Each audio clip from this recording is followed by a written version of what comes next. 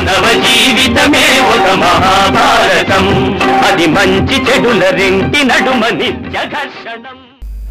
కాలకృత్యాలు లాంటివే మామూలు కృత్యాలు కూడా మనం ఏదో అనుకుంటాం, కానీ పెద్ద సంకల్పించి చేస్తున్నాం ఏంటి కాలకృత్యాలు అవుతున్నాయి సమయానికి, అంతే. పనులు కూడా అంతే, నువ్వు అలా కూర్చో అవుతాయి, నువ్వు చేయవలసింది ఏదో చెయ్యి. అందులో ఇవాళ పనులు కావడం మరీ సులభం, ఎందుకంటే ఒక ఫోన్ కొడితే స్వర్గం మన ముందు ఉంటుంది. రంభా ఊర్వశి ఉండడం లేదు మనం బాడు చేస్తామని, లేదా వాళ్ళు కూడా వచ్చేస్తారు ఇక్కడికి. ఇది లేదు, టెంట్ హౌస్ బోర్డు ఒక ఫోన్ కొడితే ఇంటికి వస్తున్నాయి. ఓ 10 మంది చుట్టాలు వస్తున్నా, ఓ దుప్పటి కొనక్కర్లేదు, ఓ తరగడ కొనక్కర్లేదు, ఏమీ తేవక్కర్లేదు, యాత్ర పడకల. పూర్వం ఓ నెల్లాళ్ళ ముందు నుంచి ఈ గ్లాసులు తెచ్చి పెట్టుకుని పక్కింట్లో గ్లాసులు అడిగి నానా యాతన పడేవారు.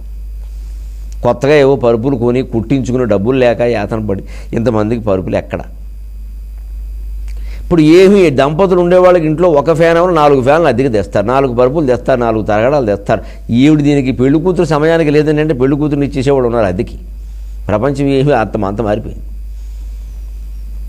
ఏమిటి దేని గురించి అంత బెంగపడేది? ఓ ఎందుకు ఆందోళన? కొంచెం ఏదో ఇంట్లో ఒక ఫంక్షన్ ఉందండి, ఫంక్షన్ ఉంటే హడావిడి ఎందుకు, ఆనందంగా ఉండాలి. ఎవరు పోలేదు కదా, ఇంతే. ఇది అలవాటైతే ఉంటుంది. చేయగలిగినవి చేస్తూనే ఉన్నాం, ఏవి చేయలేకపోతున్నాం, చేయాలనుకున్నవన్నీ చేయలేకపోతున్నాం. అంటే ఈ అనుకోవడంలో ఉంది. అది నీ స్థాయికి తగిందా కదా, నువ్వు చేయవలసిందా కదా, ఎందుకు అనుకున్నావు అసలు దాన్ని? చేయాలనుకున్నావంటే కారు కొనాలనుకున్నావు, ఎందుకు అనుకున్నావు అసలు? నీకు ఇంట్లో సిస్టమ్ లేదు, కంప్యూటర్ సిస్టమ్ మా ఇంట్లో లేదు. అప్పుడప్పుడు అనిపిస్తుంది ఒక్కోసారి, ఏ ఈమెయిల్కో బయటికి వెళ్ళినప్పుడు చూసుకున్నప్పుడు మరి నాకున్న వ్యవహారాలు కొన్ని అవసరాలు కూడా ఉన్నాయి. అది ఈ పుస్తకాలు వచ్చి ఎవరన్నా మా సాటి పండితులు కొంతమంది, మా బుక్స్ అన్నీ మేము కంప్యూటర్ ద్వారా పెట్టేస్తున్నామండి, ఇంకా మీరు పద్యాలన్నీ ఇలా పుస్తకాల్లో రాసుకోవడం ఏమిటి అని కొంతమంది అడిగిన వాళ్ళు. నేను పుస్తకాల్లోనే రాస్తాను. ఆ పుస్తకమే మళ్ళీ రోజు ఓ పావుగంట తీసి చదువుతూ ఉంటాను నేను, స్వీయ కవిత్వం పద్యాలని. ఇప్పటికి రాసినవి 10,530 పద్యాలు అయినాయి. ఇప్పటికి ఈ రోజుకి ఈ క్షణానికి 10,530. పావు గంటలో ఓ 10-20 పద్యాలు అవుతుంటాయి. మళ్ళీ ఒక ఆవృత్తి వేస్తూ ఉంటాను. ఇలా 20 ఏళ్ళుగా సాగుతోంది. 10,530 పద్యాలు నేను ఖచ్చితంగా చెప్పగలను. 5-6 వేల పద్యాలు నా బుర్రలోనే ఉన్నాయి. ధారణ అంటే అది, చేస్తున్న పరిశ్రమ అది, మీకు మొహమాటం లేకుండా చెప్పాను. ఇవన్నీ తీసుకెళ్ళి కంప్యూటర్లో పెట్టి నాకు అవసరమైనప్పుడు టిక్కు నొక్కాయనుకోండి, ఆ పద్యం దొరుకుతుంది, కానీ ఇన్ని పద్యాలు నాకు గుర్తుండవు. అందుకే నేను ఎన్నుకున్న విధానం ఏమిటంటే, రోజు రాత్రి సంధ్యావందనం అయిపోయిన తర్వాత సాయంత్రం 6:30కి సరిగ్గా కూర్చొని ఒక పావు గంట స్వీయ కవిత్వం చదువుతాను. నా పద్యాలు నేనే వరుసగా. అది ఎప్పటికీ ఓ 20 డైరీలు ఉన్నాయి, అందులో 17-16 నడుస్తుంది. ఎక్కడికైపోతే అక్కడ తాటేక మొక్క ఎడతాం, వదిలేస్తాను దాన్ని. మళ్ళీ మర్నాడు పావు గంట, మళ్ళీ పావు తక్కువ 7కే ఇంకో పావు గంట సేపు సర్వసంగ్రహం. నేను అనేక గ్రంథాలు చదువుతుంటే దొరికిన మంచి మంచి విషయాలు, పద్యాలు, శ్లోకాలు రాసుకున్న ఉన్నాయి. అన్నింటిలో కొన్ని సర్వసంగ్రహం అని రాసింది. అవి ఒక 5-6 డైరీలు ఉన్నాయి, అవి చదువుతాను. అందులో ఒక 7-8 పేజీలు అవుతాయి. అవని ఇలా రోజు అవి చదువుతూ ఉండడం వల్ల, ఇలా 20 ఏళ్ళుగా అభ్యాసం చేయడం వల్ల, ప్రసంగాలు ఇస్తూ ఉంటే, టీవీలో మాట్లాడుతుంటే అనేక రకం విషయాలు ఏ సందర్భానికి తగినవి ఆ శ్లోకాలు, ఆ పద్యాలు, ఆ మాటలు గుర్తొచ్చేస్తున్నాయి. కొందరికి ఆశ్చర్యకరంగా ఉంది కాబట్టి చేస్తున్న పరిశ్రమ చెప్పాను. ఇది ఏదో జన్మాంతర సుకృతమని తోసేయకండి. ఈ జన్మలో పడుతున్న యాతన చాలా ఉంది, మీరు పడండి. ముందు ఏదైనా కొత్త పుస్తకం చదువుతుంటే అది ఒక చిన్న, ఆ పుస్తకం వెనకాల ఎక్కడో కాస్త ముఖ్యమైన పేజీ నెంబర్లను రాసి పెట్టుకుంటే, తర్వాత ఓ డైరీ, శుభ్రమైన గట్టి డైరీలు ఇప్పుడు ప్రతి సంవత్సరం వస్తున్నాయి కదా, కొత్త సంవత్సరం డైరీలు. అందులో ఒక నెంబర్ వేసి ఓ శ్లోకము, పద్యమో రాసి పెట్టుకుంటే రోజు ఓసారి ఒక పావు గంట, నేనంటే పావు గంట కేటాయించుకున్నాను, మీరు గంట కేటాయించుకోవచ్చు. శుభ్రంగా రాసుకున్నవన్నీ చదువుతుంటే 10 రోజులు అయ్యేసరికి నోటికి రావండి, ఏమవుతే రాక. ఈ పని చేయడానికి మనం బద్ధకం ఏం ఆశిస్తామంటే, గరికపాటి నరసింహారావు గారు అవతార పురుషుడు, మనకి ఇది రాదు, ఆయన కాళ్ళు ఎట్టేసుకుందాం మనకు వచ్చేస్తుంది, అంతే. ఆయన నక్షత్రాలు వేసే ముందు అయిపోతుంది. ఈ పిచ్చి నమ్మకంలో పడ్డాం. ఎందుకంటే కృషి చేయడానికి బద్ధకం. దాన్ని ఏమయ్యారు, అందరూ నిజాయితీ పరులే కావాలని లేదు, కానీ ఎప్పుడైతే నేను అక్షంతలు వేస్తే నీకు వస్తుంది అనుకున్నావో, అక్షంతల ఖరీదంతా ఒక బియ్యపు గింజకి 1000 చొప్పున 5 అక్షంతలు వేసాను, 5,000 ఇచ్చుకో, నిన్ను అనుగ్రహిస్తా, నీకు మంత్రోపదేశం చేస్తా, నీకు నా జ్ఞాపక శక్తి అంతా ధారపోస్తా అనే వ్యాపారం ఎందుకు తయారైంది? నీ బలహీనత వల్ల. కానీ నేను ఎప్పటికీ ప్రజలను అనను, ఆ వ్యాపారం చేసేవాడినే అంటాను నేను. నువ్వు పండితుడివి కదా, నువ్వు మేధావివి కదా, ఎందుకు అమ్మేస్తున్నావు విద్యని? నీకు ఓపుకుంటే ధారపోయి, లేదా నా వల్ల కాదని చెప్పు. అమ్మేయడం దేనికి? అది మాదే తప్పు. కానీ మన ప్రజల బలహీనత కూడా ఉందా లేదా? ఇలా అనేక విషయాలు. ఏ విషయం మీరు ఒక ప్రణాళికాబద్ధంగా కృషి చేయండి, ఆందోళన ఉండనే ఉండదు. ఇది చేయగలిగినవంటే ఇది చేసుకుంటూ పో, అంతేగాని అది అనుకోవడం ఇది అనుకోవడం అని. ఇప్పుడు కంప్యూటర్ పెట్టేసాం అనుకోండి, అనుకుంటాం నిజమే, ఎంత పెద్ద విషయం కాదు, 50 రూపాయలు పెడితే ఎక్స్ట్రా ఓ గది పెట్టాలి, దానికి ఓ ఏసీ పెట్టాలి, ఏదో చెయ్యాలిగా. నేను నొక్కేసి మనకు నొక్కినప్పుడు మనకు కావలసిన పద్యం వచ్చింది, కానీ మన బుర్రలోకి వెళ్ళిందా? అది రాలేదు. మన బుర్రలోకి వెళ్ళాలంటే పుస్తకం మీద రాయాలి, పుస్తకం నుంచే మనం చదువుకోవాలి. జ్ఞాపక శక్తికి పుస్తకంలో రాసిన విధానం ఒక ఉదాహరణ. ఎందుకంటే మీరు చదువుతూ ఉంటే అక్షరాలు అలాగా ఫోటో ప్రింట్ అంటారు దాన్ని, సరిగ్గా ఆ గీతల్లో ఉండే అక్షరాలు ఇలా బుర్రలో పడతాయి, అలాగే మీకు గుర్తొస్తాయి. కంప్యూటర్ మీద అలా పడవు. రాసిన అక్షరాలకు ఉండే శక్తి ఆ తరంగాక్షరాలకు లేదు. అందు తేడా ఉంది దానికి. అందులో తాటాకుల మీద రాసినప్పుడు ఇంకా బాగా జ్ఞాపకం, ఎందుకంటే బాగా నొక్కి రాస్తారు గంటం పెట్టి. ఆ నొక్కి రాసిన కొద్దీనే నొక్కబడుతుంది బుర్రలో. పెన్నుతో కాస్త తేలిక చేసిన కంప్యూటర్లో ఏమాత్రం లేదు, అసలు ఊరికే గాలిలో తేలుతున్నాయి అంతే. అవి ఏవి మన బుర్రలో ఉండవు, నువ్వు ఎన్నిసార్లు చూసినా. అదే జ్ఞాపక శక్తికి ఏది ముఖ్యమో అది పెట్టుకోవాలి. మనకి దేనికంటే కంప్యూటర్ మీద దండకం రాసాం లేకుండానే, ఆశ్చర్యపోతారు విన్నవాళ్ళు. ఆ ప్రజ్ఞ వేరు, ఇది వేరు, మనకు అవసరం లేదు. దాంతో కారు అవసరం లేదు, నాకు కంప్యూటర్ అవసరం లేదు. ఇలా ఎవరికి ఏది అవసరం లేదో అది నిర్ణయించుకుని అవన్నీ మానేస్తే సరిపోలా. ఉన్నదన్నీ బాగా మీద పెట్టేసుకుంటే ఖర్చులు పెరగవు. అది అనవసరంగా చేయను అనడం కూడా అహంకారమే. ఇది కొంటానడం అది కొనడం మన అవసరాలను బట్టి ఉంటాయి, దాని ప్రకారం నిర్ణయాలు తీసుకుంటే మొత్తం నడిచిపోతుంది. ఈ ప్రకృతి ఎందుకు ఇంతగా నియమిస్తుంది మనిషిని?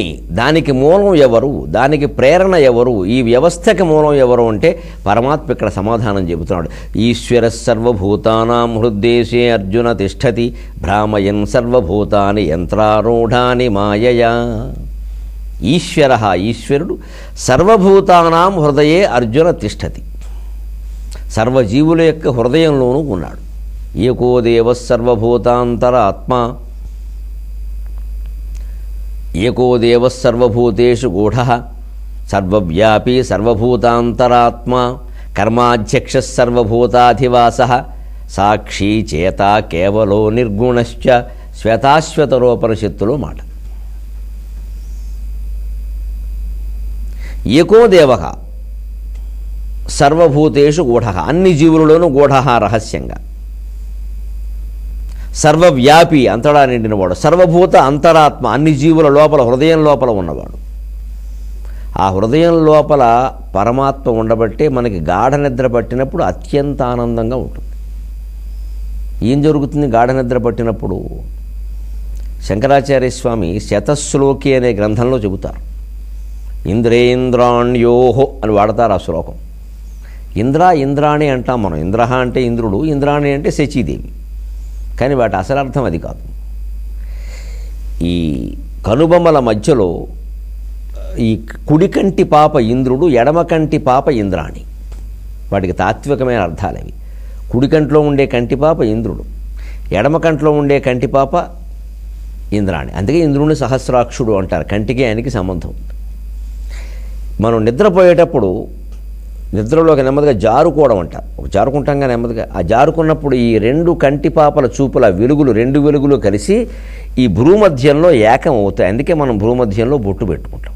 ఆ భూమధ్యం చాలా ముఖ్యమైన పాయింట్ అది. ఆ శక్తి కేంద్రాలలో ఇది చాలా ముఖ్యం. అక్కడ ఏకం అవుతాయి. అక్కడి నుంచి క్రమంగా కిందికి ఇలా జారి హృదయంలోకి వస్తాయి ఈ రెండు వెలుగులు.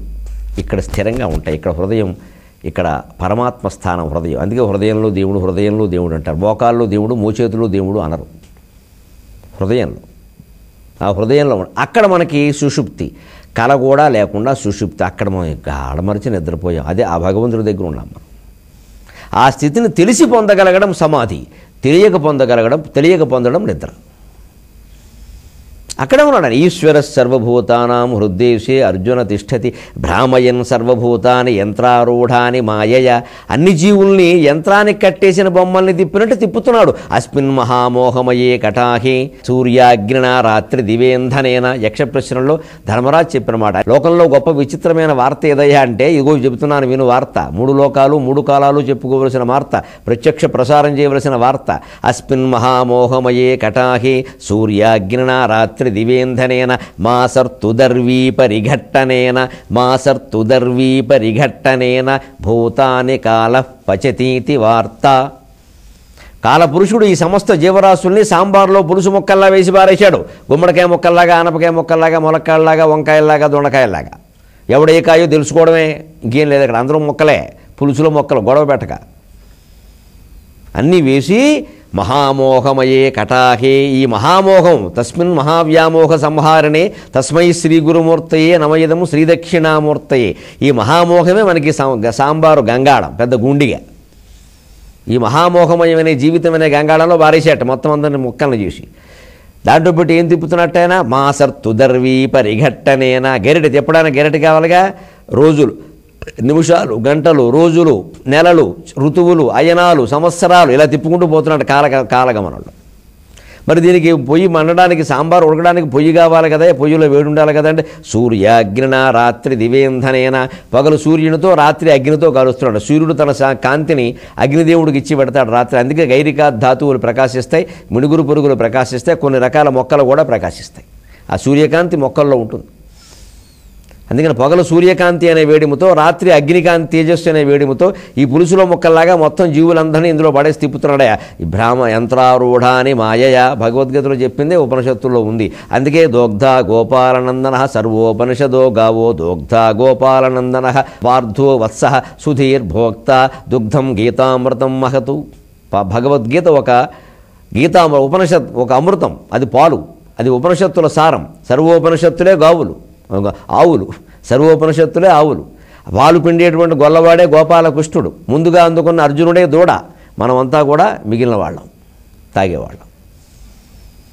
సుధీర్ భోక్త, మనమంతా భోక్తలమే. దానికి యంత్రారూఢ అని మాయ అంటే ప్రకృతి స్వాం నియోక్షతికి దీనికి సంబంధం ఏమిటంటే భగవంతుడు ఇందరినీ ఇందులో పడేసి తిప్పుతున్నప్పుడు ఆ తిరగడంలో ఎక్కడ మన కర్మఫలం ఏది అనుభవించాలో అది మనం అనుభవించాలిగా. మొక్కల్ని గెరటితో తిప్పుతూ ఉంటే ఓ మొక్క ఈ పక్కకి ఎడుతుంది, ఓ మొక్క ఆ పక్కకి ఎడుతుంది, ఓ మొక్క పైకి వస్తుంది, ఓ మొక్క కర్మగాలి పొయ్యిలో పడుతుంది. ఒక్కోసారి ఆ మొక్క అనుకుంటుంది వీడు పంటి కింద పడ్డం కంటే పొయ్యిలో పడ్డమేనయ్యమనుకుంటుంది. ఏమో అది అదృష్టమేమో, మనకేం తెలుసు. అందుకని ఈ తిప్పుతుంటే ఏదేమవుతుందో ఎవరికి తెలుసునండి. అంచేతను ఆయన మీద ఆధారపడండి. అలాగని ఆయన మీ పనులు ఆయన చేయడు. ఇది ఈశ్వర సర్వభూతానాం హృద్దేశే అర్జున తిష్టతి భ్రామయన్ సర్వభూతాని యంత్రారూఢాని మాయయ. ఇది అర్థం కాక ఎన్టీఆర్ గారి సినిమాలలో ఓ పాత్ర, ఎన్టీఆర్ పాత్ర ఏముంటుంది, బొమ్మను చేసి ప్రాణము పోసి ఆడేవు నీకిది న్యాయమా. బొమ్మను చేసి ప్రాణం పోసి ఆడుతున్నామంటే ఆయన ఎందుకు ఆడతాడండి, ఆయనకి ఏం పనండి. మన కర్మలు మన ఆడిస్తున్నాయి. ఆ ఆడించడానికి ఓ వ్యవస్థ ఏర్పాటు చేశాడు ఆయన. అంతగా ఆయనే ఆడిస్తే ఆయన చేతిలో బొమ్మలమే ఆడడం ఆనందమే, కానీ అందులో దుఃఖపడేదే ఉంది. అంచేది ఆ చేతిలో బొమ్మలమని తెలుసుకున్నా పర్వాలేదు, లేదు మన పనులు మన కర్తవ్యాలు చేసుకుంటూ ఉన్నా పర్వాలేదు. అందుకే నిమిత్త మాత్ర కర్తవ్యం నిరంతర స్మర్తవ్యం. సెలవు.